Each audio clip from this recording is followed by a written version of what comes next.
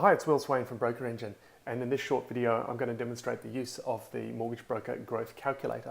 This is a simple tool that allows you to calculate how many leads and how much sales activity you'll need in order to hit your monthly settlement targets. To get your own copy of this calculator, you can go to the short link that we've set up, brokio, brok.io/growth-calculator, and that'll take you to a link where you can copy your own spreadsheet for your own use. So let's do a quick demo. Let's say that your monthly settlement goal is 6 million. And then let's say your target loan size is 450,000. At the bottom of your screen, you'll see that you need to be settling 13 loans per month in order to achieve that goal. In the second section here, just check your conversion benchmarks. These might be quite different depending on where you're getting your leads from and how your sales process is organized.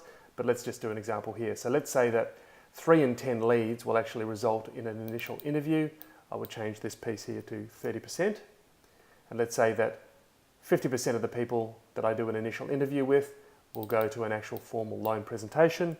Change that to 50%. Let's say that 80% go from a presentation to an actual lodgement. 90% of the lodgements go to formal. And just to keep things interesting, we'll say that 90% of formal approvals are actually settled. So plug in whatever numbers apply to you there, and then the output here will show you what your leading indicators need to be and your activity metrics need to be in order to hit those benchmarks.